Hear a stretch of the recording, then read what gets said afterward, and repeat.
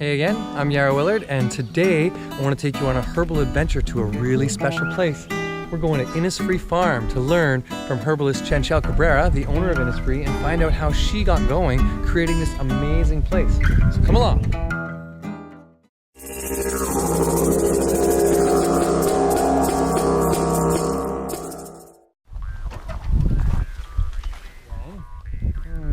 I don't know that it was a decision as much as a heartfelt something I had to do. I knew this from the beginning. I always knew I'd have this herb gardens and teaching and...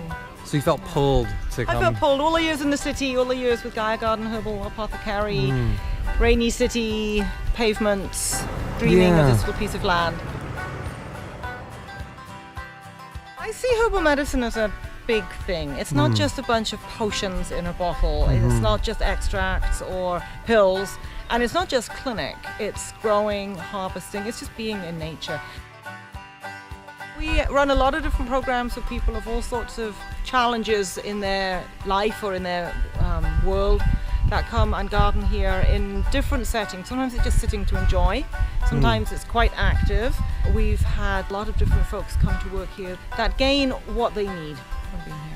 So we have about 8 to 10 interns a year. They live in with us, they learn with us, work with us, share our home and our food, 3 months at a time. Now we have a lot of other folks that come through, volunteers that come for sometimes 2 days a week, sometimes 4 days a week, sometimes sporadically, just all sorts of folks come through. So I understand that you put a lot of intention into each of these gardens that you've created for a specific purpose. Yes, so this garden is the apothecary garden, and it is designed by the body systems. So the herbs of the heart, the herbs of the lungs, herbs of the kidneys. So it's a teaching garden. It's also a useful resource in our community. If people need plant medicine, then it is growing here. We are a seed bank. We save seed and collect seed, but the healthiest seed is the one that's growing. Every year these things are growing up and they're available for people if they need medicine. I try and keep it in the body systems because it's a teaching garden. I can bring students, I can bring patients in here. And part of the therapy is just being with the plants. Part of the therapy is just being with the plants. Sometimes I have them meditate with a certain plant. It's a key plant in their formula. You know, we can talk about what's in their medicines so they understand it better. And even sometimes take a cutting home, grow it, just even on a windowsill to have a relationship with the medicine. It doesn't even have to be that they're going to make that, although there's some plants they could easily make their own stuff from. Sometimes I have patients arrive early or stay a bit late so that they can walk the labyrinth, especially arriving early and walking before the appointment, so they have clarified their intentions in the labyrinth before they come into the session. You grow all kinds of herbs, I grow all kinds of herbs. We've got a couple of hundred medicinal plants here now, and some of them are very obvious and common, like burdock and yellow dock, which I'm growing in this garden, although everybody thinks they're weeds. I'm like, no, we have not forgotten to weed those ones. It's deliberate. But then I have some like this, which is quite an unusual plant. Here is the name, marrow root, sometimes called luzia. And this is a plant that came from Russia, and the root is a very, very strong adaptogen. So it gives you strength and energy and endurance, builds up the adrenals. It's very anabolic. In fact, with this herb, you have to pulse it 3 weeks on, a week off, because it's so building and stimulating. If somebody came in and they had digestive issues, you could take them out to this bed and show them all the plants that could be useful for them. You bet. There's a whole pharmacopoeia right here. This garden is my dispensary, really. I purchase products from you, of course. But if I needed to, I could run my whole clinic out of this garden.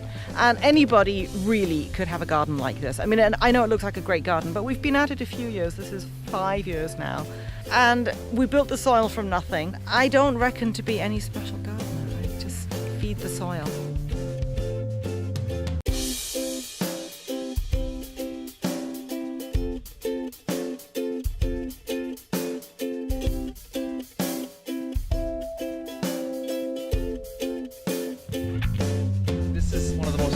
Herbal gardens I've ever seen. It's quite the cornucopia, isn't it? We've got a little bit of everything in here, and I have to say it's not that difficult. We started with very poor soil. There was nothing, absolutely nothing. Actually, this was a gravel area here. So we built very good soil, put in healthy plants, water them, weed them, love them, set the intention, and It's not that difficult. Anybody really could do this. Is this a sustainable way to create herbalism? I think that anybody who wants to practice herbal medicine should have access to their own product, that you can grow it, because that's the only sustainable source of medicine. If you don't grow it, then you're buying it, you're relying on transportation, packaging, marketing. Growing it is really the most sustainable way to do medicine. From a grower herself, from someone who owned a dispensary turned into a farmer, Chanchal Cabrera, thank you so much for joining us. Thank you. So good to come see you guys.